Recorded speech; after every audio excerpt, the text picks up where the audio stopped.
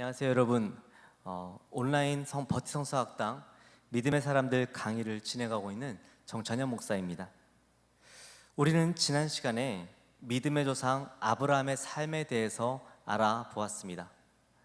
내용을 정리하자면 아브라함은 하나님의 부르심을 받아 갈대아 우르에서부터 그 아버지 데라와 함께 하란으로 이동하였고, 다시 하란에서 가나안으로 약속을 쫓아 이동하였지만 그 아버지 데라는 하란에 머물게 됩니다. 아브라함은 약속의 땅 가나안에 도착하였지만 마침 가나안 땅에 흉년이 들어 애굽으로 내려갔고, 그곳에서 아내 사레를 누이라 하여 위기를 맞게 되지만 하나님께서는 아브라함 가정을 구해주셨을 뿐만 아니라 그 과정 속에서 오히려 아브라함을 더욱 강하게 하십니다. 다시 가나안 땅으로 향한 아브라함 일행은 이제 너무 강성하여져서 룻의 일행과 갈라지게 되었는데, 룻은 자신의 눈에 좋아 보이는 요단 지역을 선택하였고, 그 자리에 남은 아브라함은 하나님에게서 다시 한번 약속의 말씀을 받게 됩니다.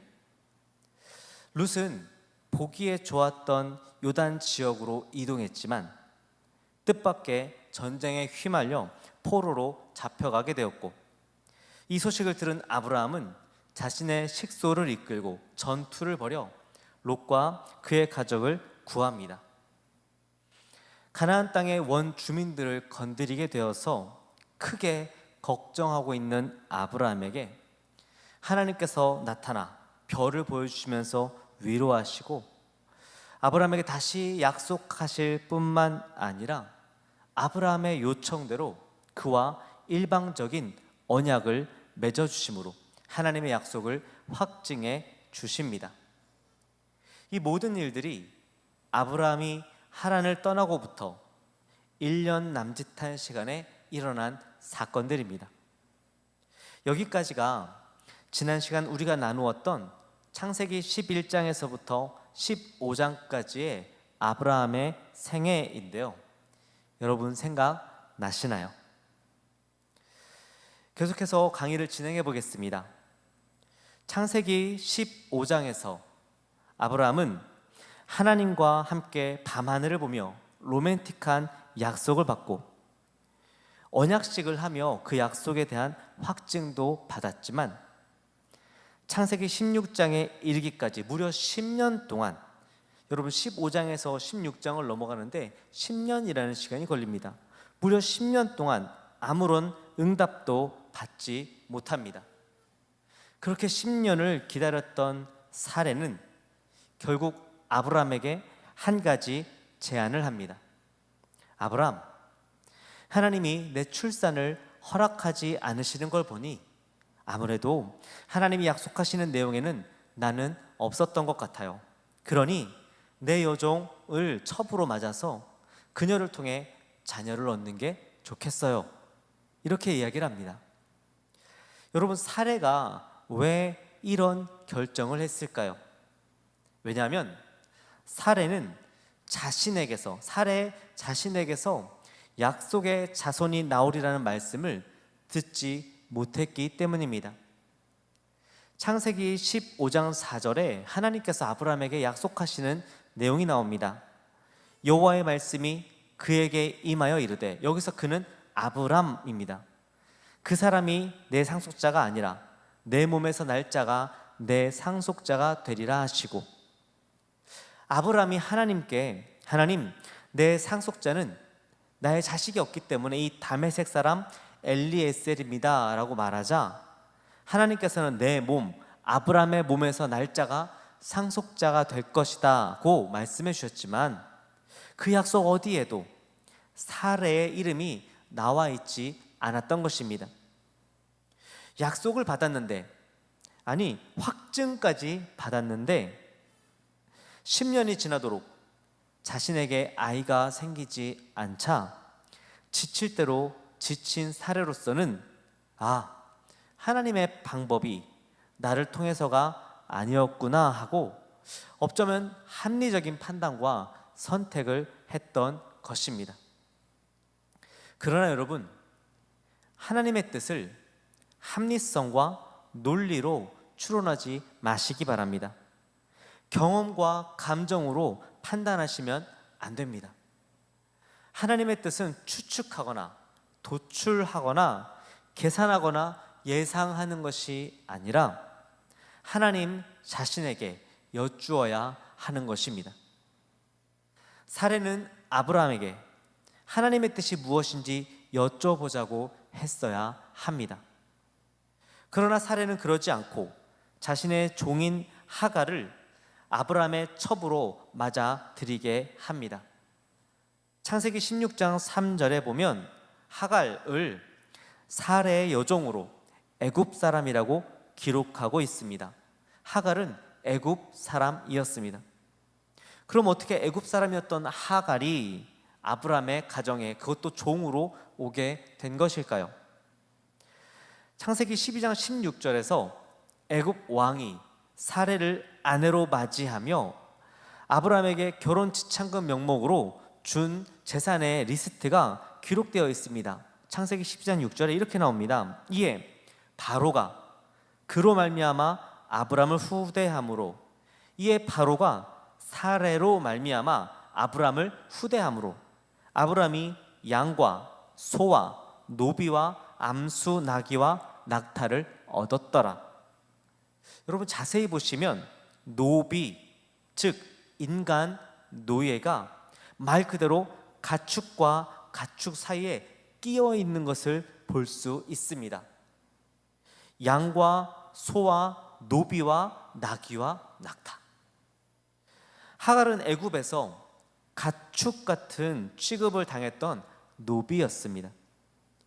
어느 날 애굽 왕이 하갈 자신을 아브라함에게 가축들과 함께 선물로 주었고, 아브라함은 자신을 다시 여주인인 사라에게 주었습니다.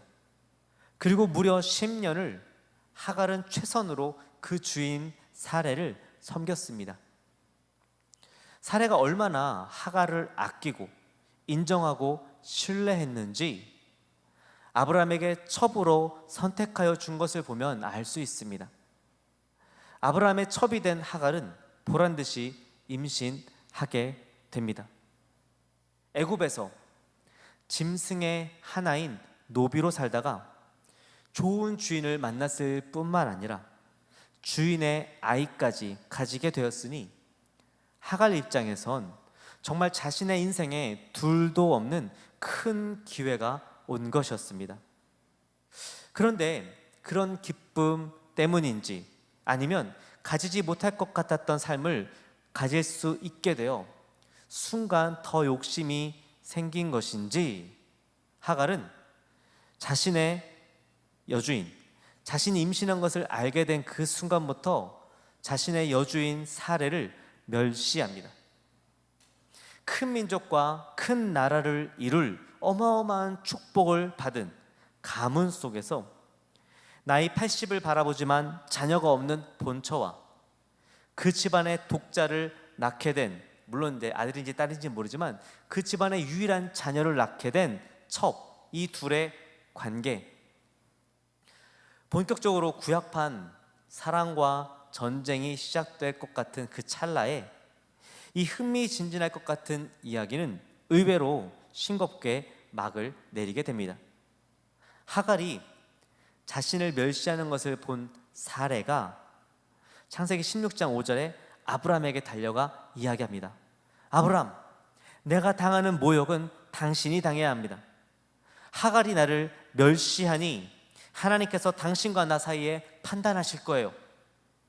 그러자 아브라함이 어떻게 합니까? 부인, 당신 여종은 당신 손에 있으니 당신 눈에 좋을 대로 하세요 하고 빠져버립니다. 하갈은 생각했어야 합니다.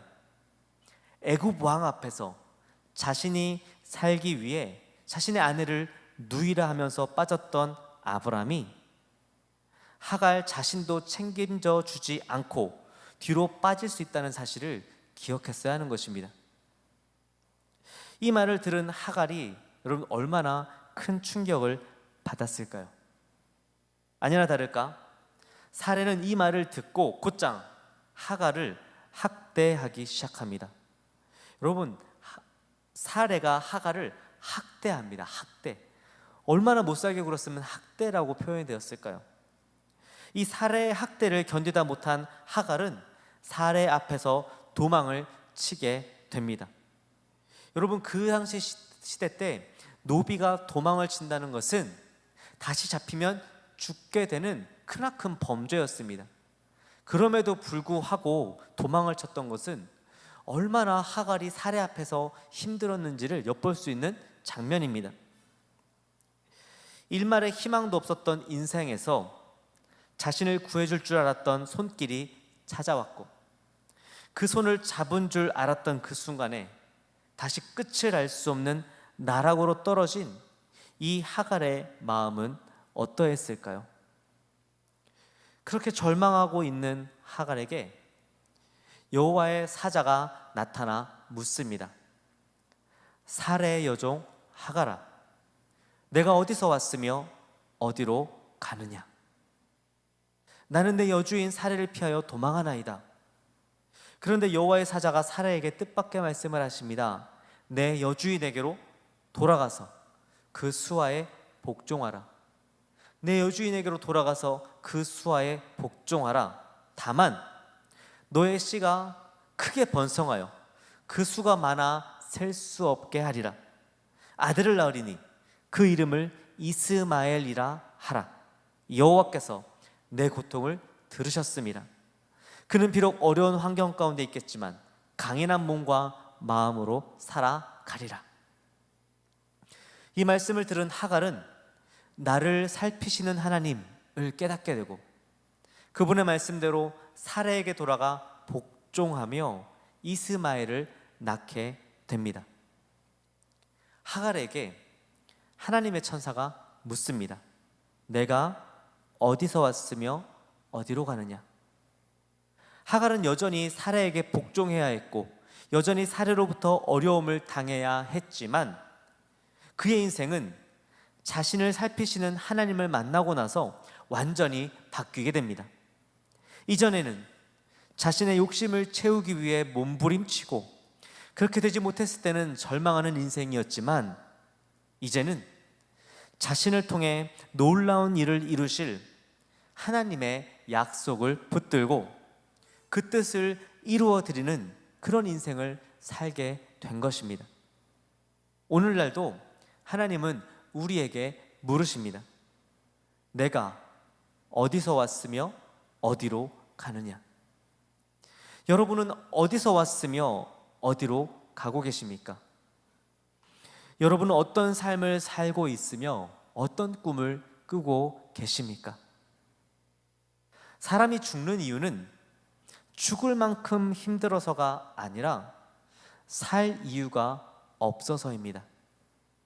아무리 힘들어도 살아야 될 이유가 있으면, 삶의 의미가 있으면 살 수 있게 됩니다. 여러분도 하갈과 같이 나를 살피시는 하나님, 내 삶 가운데 놀라운 계획을 가지고 계신 하나님을 깊이 경험하며 하나님이 주신 비전을 향해 달려가는 인생이 되기를 축복합니다. 다시 시간이 흘러 하갈이 아브라함에게서 이스마엘을 낳은 지 13년이 지나서, 무려 13년이 지나서 아브라함이 99세가 되었을 때 하나님께서 아브라함에게 나타나 말씀하십니다. 아브라함아, 나는 전능한 하나님이다. 너는 내 앞에서 행하여 완전하라. 내가 내 언약을 나와 너 사이에 두어 너를 크게 번성하게 하리라. 그러면서 어떻게 하십니까? 아브라함의 이름을 바꾸어 주십니다. 어떻게 바꾸어 주십니까? 아브람을 아브라함으로 바꾸어 주십니다. 이 아브라함이라는 이름의 뜻은 열국의 아비, 많은 무리의 아버지입니다. 또한 그의 아내 사레의 이름도 여주인이라는 뜻의 사라로 바꾸어 주십니다. 아브람과 사레의 부부가 아브라함과 사라의 부부가 된 것입니다. 그러면서 아브라함으로부터 민족들이 나오며 왕들이 나올 것이고 가나안 온 땅을 주어 영원한 기업으로 삼게 할 것이라고 약속하십니다. 그런데 이 말씀을 들은 아브라함이 이전과 같이 반응하지 못합니다. 창세기 17장 17절 18절에 아브라함이 이렇게 고백합니다. 아브라함이 엎드려 웃으며 마음속으로 이르되 백세된 사람이 어찌 자식을 낳을까?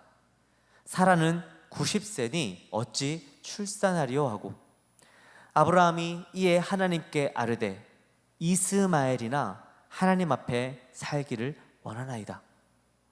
아브라함이 엎드린 채로 웃어버립니다. 에이, 하나님도 내가 나이가 내일 모레 100살이고 사라도 90살인데 어떻게 우리가 아이를 낳겠어? 하나님, 그냥 이스마엘이나 하나님 앞에 살게 해주십시오. 한때는 하나님의 약속의 말씀을 듣고 심장이 뛰었던 때도 있었습니다. 그 말씀만 붙들고 고향을 떠나 먼 여정을 떠날 수 있는 열정이 있었을 때도 있었습니다. 어려워도 자신의 삶 속에는 하나님의 약속이 이루어질 수 있는 여지가 있었고 그 가능성을 통해 일하실 하나님을 기다릴 수 있었던 것입니다. 그래도 아직 나는 젊고 살에도 아이를 낳을 수 있으니까 언젠가는 약속하신 자녀를 주시겠지. 그런데 이제는 하나님의 약속이 내 삶 가운데 이루어질 여지가 전혀 남지 않게 된 것입니다. 상식적으로, 경험적으로 불가능한 것이 되어 버렸습니다. 그래서 아브라함은 쓴 웃음을 지을 수밖에 없었습니다. 그러나 하나님은 그런 아브라함을 나무라지 않으시고 다시 약속을 세우시며 말씀하십니다. 사라를 통해 아들을 낳게 될 것이니 그 이름을 이삭이라 하라. 그리고 그 약속의 증표로 아브라함과 그에게 속한 모든 가족이 할례를 받을 것을 명령하십니다. 그 후로 이 할례는 아브라함으로부터 시작된 약속의 복에 속한 자들에게 주어지는, 혹은 그 약속에 속하고자 하는 이들이 반드시 행해야 될 중요한 의식이 되었습니다. 아브라함은 다시 이 말씀을 믿었고 자신의 집안의 모든 남자들로 하여금 할례를 받게 합니다.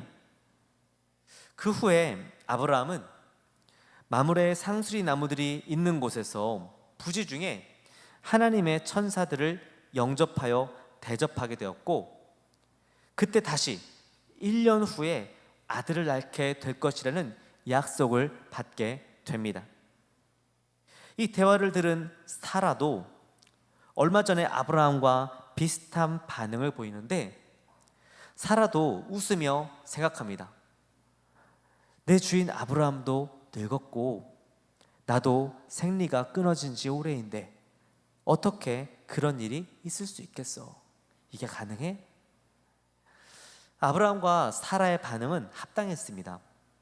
이전과는 달리 13년 전 혹은 가나안 땅에서 처음 발을 디디게 된 24년 전과는 달리 아브라함과 사라에게 자녀를 낳을 수 있는 생리적인, 생물학적인 조건들이 모두 사라져 버린 것입니다. 거기에 그 말씀만을 믿고 25년을 기다려왔지만 결국에 남은 것은 아브라함이 하갈에게서 낳은 이스마엘 뿐이니 아브라함도 사라도 자조 섞인 반응이 나올 수밖에 없었겠죠. 그러나 여러분, 이 일의 결과가 어찌 되었습니까? 여러분 아시다시피 창세기 21장 1절과 2절에 이 일의 결과를 이렇게 말씀하고 있습니다. 여호와께서 말씀하신 대로 사라를 돌보셨고 여호와께서 말씀하신 대로 사라에게 행하셨으므로 사라가 임신하고 하나님이 말씀하신 시기가 되어 노년의 아브라함에게 아들을 낳으니 하나님께서 아브라함과 사라에게 아들을 주셨습니다. 아브라함이 100세, 사라가 90세 때의 일이고 아브라함이 하란에서 약속을 받은 지 25년째 되는 해의 일입니다. 때로는 하나님의 약속은 현실성이 없어 보일 때가 있습니다. 나의 현실과 하나님의 약속이 너무도 큰 차이가 있는 것입니다. 그래서 내게 주어지는 하나님의 말씀 앞에 아멘 하지 못하고 오히려 실소하고 실망하고 슬퍼하며 좌절합니다. 그러나 하나님의 약속은 그 자체로 이미 성취가 보장된 줄을 믿으시기 바랍니다. 말씀으로 세상을 창조하신 이의 그 말씀이니 그 말씀이 선포된 순간, 그 말씀이 내 삶 가운데 임한 순간 그 말씀이 현실이 됨을 기억하시기 바랍니다. 하나님의 말씀은 현실입니다. 상황이 어떠해도, 현실의 벽이 아무리 높아도, 가능성이 아무리 희박하고 장애물이 아무리 많다 할지라도 하나님의 뜻을 어그러뜨릴 수는 없습니다. 선포되어지는 말씀 앞에 필요한 것은 그 말씀이 이루어질 가능성이나 방법 혹은 말씀을 이룰 능력이나 노력이 아닌 우리의 믿음임을 잊지 마시기 바랍니다. 아브라함의 믿음이 그의 의가 되어 약속이 성취되었듯 우리의 믿음이 하나님의 약속의 성취를 경험하는 유일하고도 절대적인 조건이라는 사실을 잊어서는 안 되겠습니다. 아브라함은 믿었고 이것이 그의 의가 되어 약속을 받았고 성취도 보았습니다. 창세기 18장에서 아브라함과 사라에게 1년 후에 아들이 있으리라 고 말씀한 하나님의 천사들이 떠나 소돔을 향해서 갔습니다. 그들을 배웅하는 아브라함에게 하나님이 나타나 말씀하십니다. 아브라함아, 내가 하려는 것을 너에게 숨기겠느냐? 아브라함아, 내가 하려는 것을 너에게 숨기겠느냐? 여러분, 아브라함을 향한 하나님의 은근함이 느껴지십니까? 아브라함아, 내가 하려는 것을 너에게 숨기겠느냐? 내가 너에게 내가 지금 무엇을 하고자 하는지 이야기해 줄게. 여러분, 아브라함이 누구이기에 이런 말씀을 하실까요?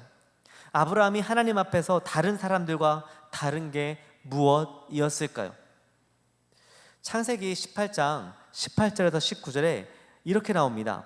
아브라함은 강대한 나라가 되고 천하 만민은 그로 말미암아 복을 받게 될 것이 아니냐.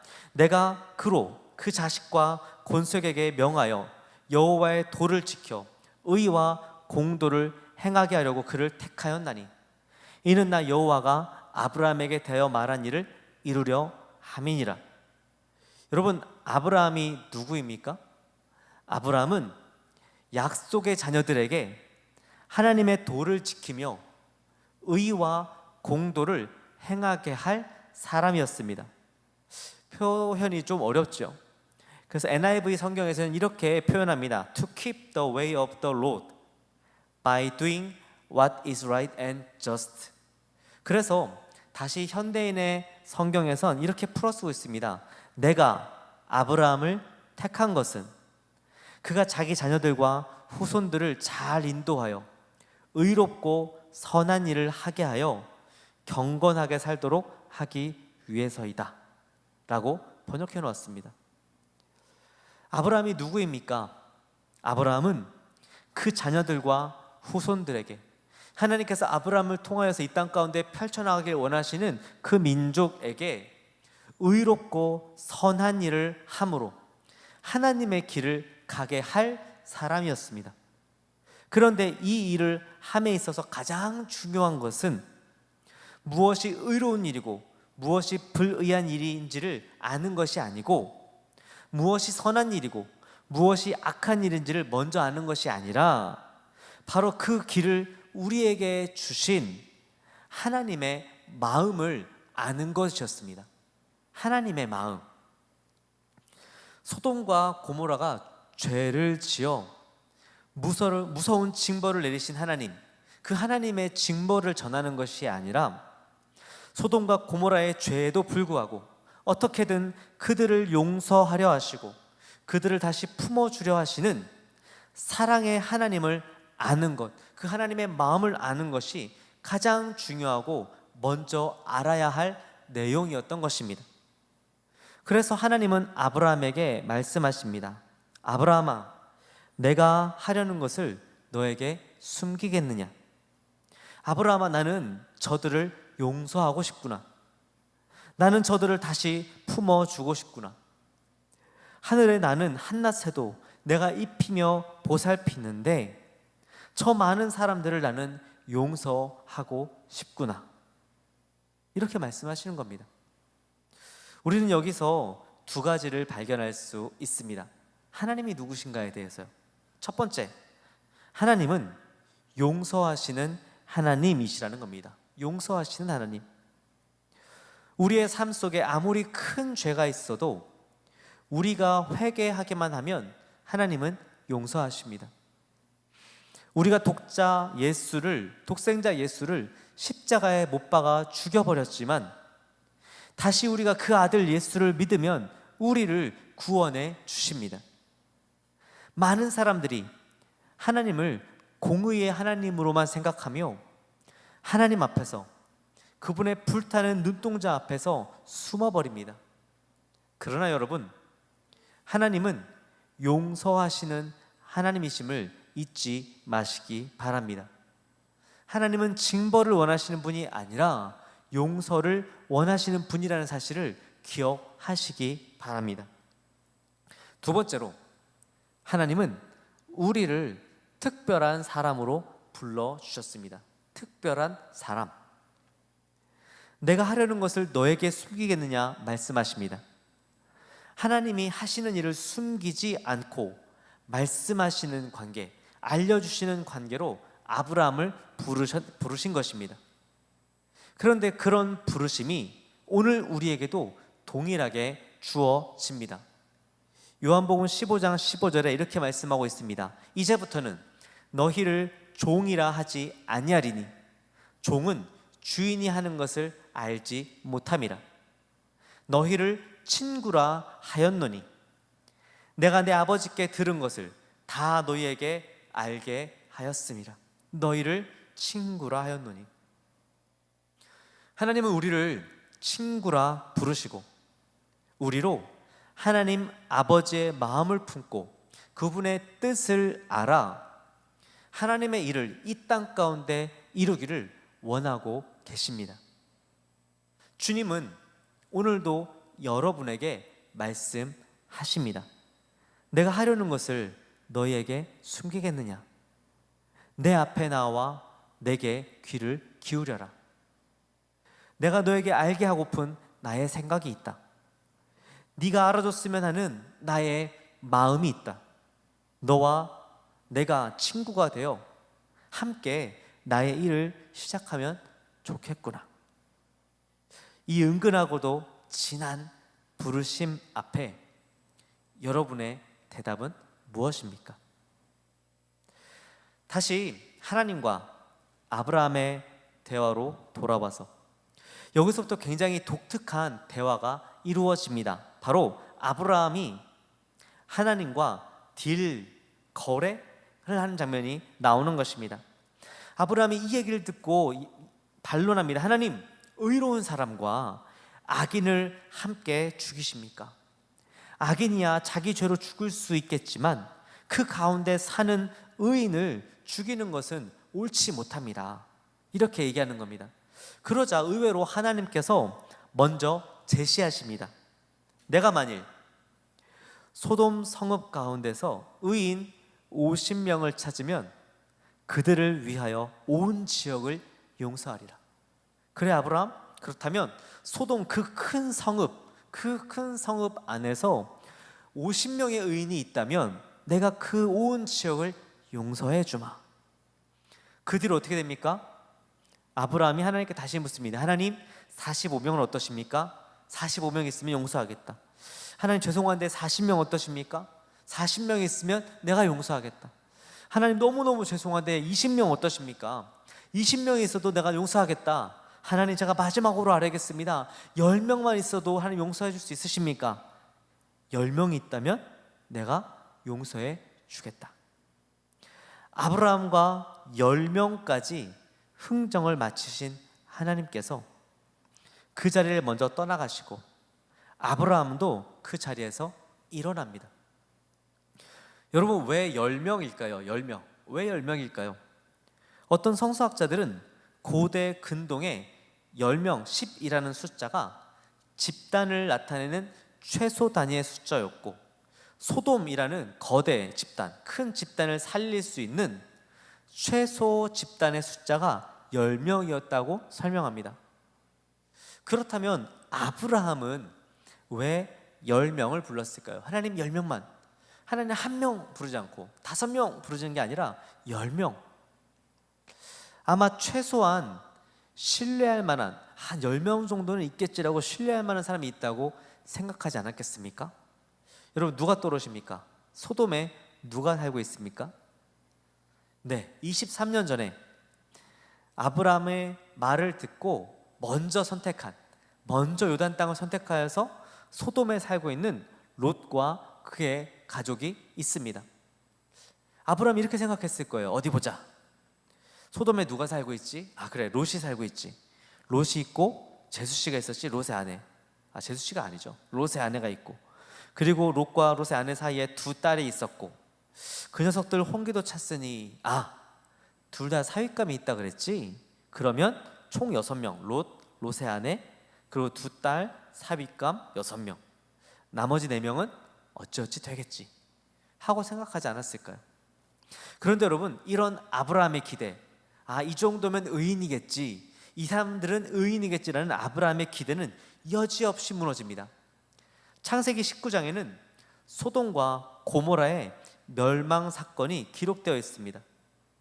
근데 아브라함의 이야기는 아니니까 결론만 말씀드리자면, 롯의 사위들은 떠나야 한다는 이 롯의 말을 농담으로 여겨서 죽었습니다. 롯의 아내는 하나님의 말씀, 돌아보면 안 된다라는 하나님의 말씀에 불복하고 뒤로 돌아봐서 소금 기둥이 되어 죽었습니다. 결국 롯과 2딸만 남게 됩니다. 그러나 2딸도 하나님의 뜻을 완전히 벗어난 상태로 자신들의 대를 잇기 위하여서 아버지 롯에게 술을 먹이고 관계하여 2 아들을 낳게 됩니다. 2딸이 아버지의 아들을 낳게 되는 것입니다. 이 2 아들의 이름이 각각 모압과 벤암미, 후에 모압 자손, 암몬 자손의 조상이 됩니다. 그런데 신명기 23장 3절에서 모세는 이 모압 자손과 암몬 자손에 대해서 이렇게 선포합니다. 암몬 사람과 모압 사람은 여호와의 총회에 들어오지 못하리니 그들에게 속한 자는 10대뿐 아니라 영원히 여호와의 총회에 들어오지 못하리라. 어떻게 된 것일까요?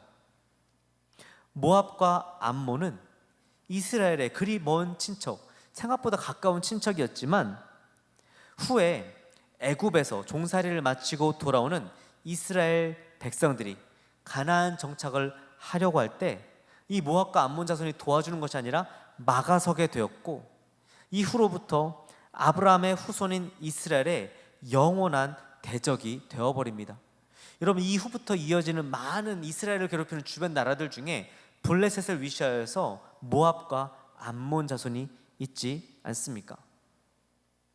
여러분, 이렇게 롯의 딸들도 의로운 사람과는 거리가 멀었으니, 그러면 롯은 하나님 앞에 의로웠던 것일까요? 롯. 창세기 19장 29절에 이렇게 말씀하고 있습니다. 하나님이 그 지역의 성을 멸하실 때, 곧 롯이 거주하는 성을 엎으실 때에 하나님이 아브라함을 생각하사 롯을 그 엎으시는 중에서 내보내셨더라. 하나님이 아브라함을 생각하사 롯을 그 엎으시는 중에서 내보내셨더라. 여러분, 롯이 살 수 있었던 이유는 다름 아닌 아브라함의 중보 때문이었습니다. 아브라함의 중보. 하나님은 의인을 벌하시는 분이 아니십니다. 소돔성에 의인이 10명이 모자랐던 것이 아니라 10명이 없었던 것이 아니라 아예 소돔성에 의인이 없었던 것입니다. 아브라함조차도 그 믿음을 의로 여겨 주셨을 뿐 그 삶과 행동, 선택들은 결코 여러분 의롭지 않았습니다. 자기가 살려고 부인을 팔고 귀찮으니까 첩과 자식을 버린 사람에게 그들이 어떻게 의인이 될 수 있을까요? 예수께서 십자가에서 죽으신 이유는 이 땅에 의인이 모자라서가 아니라 의인이 한 명도 없었기 때문이었습니다. 우리도 의인이 아니고 용서받은 죄인, 의롭다 인정받은 죄인이라는 사실을 기억하셔야겠습니다. 우리가 의인이 아니라는 사실을 잊어버리는 순간 우리는 다른 이들을 비판하게 되고 정죄하게 되는 것을 볼 수 있습니다. 그러나 여러분, 의인이 아닌 우리가, 용서받은 죄인인 우리가, 우리의 믿음으로 의롭다고 인정받은 우리가 할 수 있는 것은 아브라함과 같이 중보하는 것 뿐입니다. 그 사실을 잊어서는 안 되겠습니다. 20장에서 아브라함은 네게브 땅으로 옮겨가 가데스와 술 사이에 그랄이라는 곳으로 거류합니다. 그런데 문제는 여기서 아브라함이 그 아내 사라를 자신의 누이라고 하였던 것입니다. 이름이 바뀌면 뭐 하나요? 행동이 똑같은데. 아브라함이 여전히 자기가 살기 위해서 자신의 아내 사라를 자신의 누이라고 합니다. 아니나 다를까 그랄의 왕 아비멜렉이 사람을 보내어 사라를 데려가 버립니다. 여기서 아비멜렉은 왕의 이름이 아닙니다. 애굽 왕을 바로라고 부르듯이 이 그랄이라는 나라의 왕을 가리키는 명칭이 아비멜렉입니다. 아무튼 사라는 다시 그랄의 왕 아비멜렉에게 끌려가는 신세에 놓이게 됩니다. 도대체 얼마나 이뻤길래 왕들이 사라만 보면 그렇게 너도나도 부인으로 삼고 싶었을까요? 아마 성경에서 가장 아름다웠던 여인 탑5를 뽑으라면 분명히 그 안에 들어갈 수 있을 것 같습니다. 그런데 여러분, 이게 웃을 일만은 아닌 것이, 하나님은 분명 아브라함과 사라 사이에 아이가 나올 것이고 그 아이를 통해 큰 민족이 하나님 앞에 서게 될 것이라 말씀하셨습니다. 언제요? 1년 안에. 그런데 사라가 아비멜렉과 신혼을 차려버리면 하나님의 약속이 이루어질 수 없게 되어버리는 겁니다. 그런데 여러분, 하나님께서 아브라함에게 어떻게 약속하셨습니까? 네, 하나님의 약속이 이루어지지 않으면 어떻게 된다고요? 이 반으로 쪼개진 짐승들처럼 된다고 약속하셨습니다. 그러니 하나님은 사라를 다시 데려올 수밖에 없었습니다. 사라가 아비멜렉의 부인이 되면 안 되는 거예요. 아니나 다를까 하나님께서 아비멜렉이 사라를 끌고 간 그날 밤에 그의 꿈에 나타나셔서 말씀하십니다. 내 이놈, 네가 데려온 여인은 남편이 있는 여자다. 너는 그 여자를 취하면 죽게 될 거야. 이렇게 말씀하시는 거예요. 그러자 아비멜렉이 깜짝 놀라며 이야기합니다. 네? 분명 아브라함이 자기 누이라고 했습니다. 이 사라도 아브라함을 오라비라고 하였습니다. 억울합니다. 그러자 하나님이 한숨을 푹 쉬시면서 말씀하십니다. 아니까 네가 죄를 짓지 않게 하려고 내가 널 막는 거야. 사라를 돌려보내라. 아브라함이 너를 위해 기도하면 네가 살 수 있을 거다.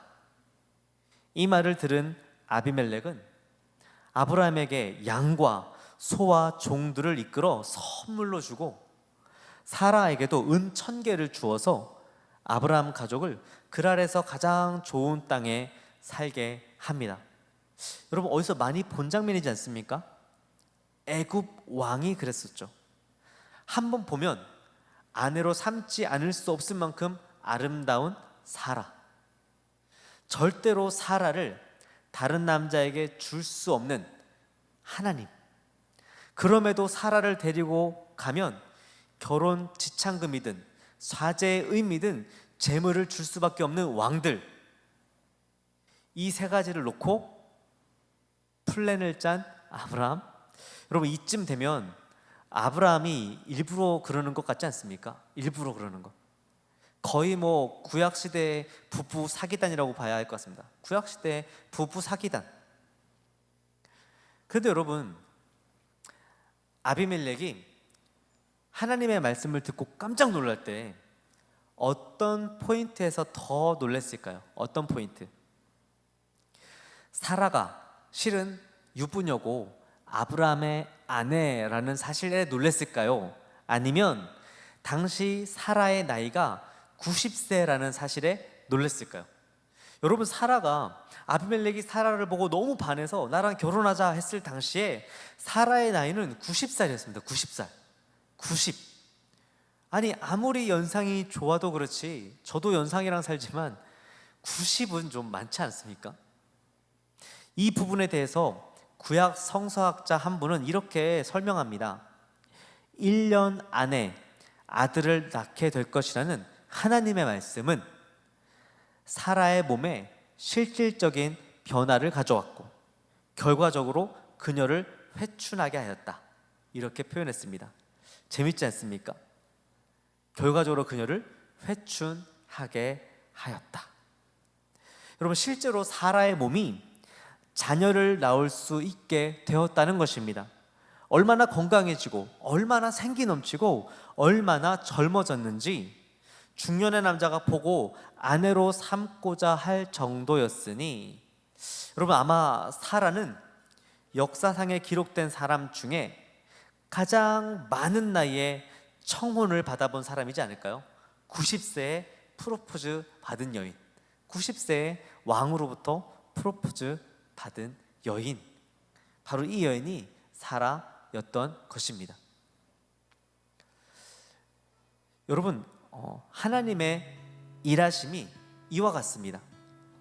하나님의 말씀이 임하기까지는 끊임없이 기다려야 하지만 하나님의 말씀이 임하면, 그래서 하나님이 일하시기 시작하시면 실제적이고도 정확한 하나님의 일들이 이루어집니다. 너무도 분명한 하나님의 손길과 예비하심에 하나님을 인정하지 않을 수 없고 하나님을 고백하지 않을 수 없게 됩니다. 주위의 모든 것들이 합력하여서 길이 없던 곳에 길을 만들고 죽을 길 갔던 곳에 살 길을 내기 시작하십니다. 그때 우리는 욥의 고백과 같이 귀로만 듣던 하나님을 눈으로 보게 되는 것입니다. 여러분, 하나님은 비현실적인 분이 아니라 초현실적인 분이십니다. 우리 하나님의 말씀은 우리의 현실을 뒤집어 불가능을 가능케 하고 없는 것을 있게 하고 죽었던 것을 살아나게 하시며 이전에는 생각지도 못했던, 상상할 수 없었던 새로운 길을 내어 주십니다. 그때 우리는 이전의 나와는 전혀 다른 내가 되어 이전의 내 인생과는 전혀 다른 새로운 인생을 살게 되는 것입니다. 말씀이 임하면 가능합니다. 숨막히는 현실에 갇혀 있으십니까? 하나님을 간구하시기 바랍니다. 하나님의 말씀을 사모하시기 바랍니다. 히브리서 11장 1절에 이렇게 말씀하고 있습니다. 믿음은 바라는 것들의 실상이요 보이지 않는 것들의 증거니. 믿음은 바라는 것들의 실상이요 보이지 않는 것들의 증거니.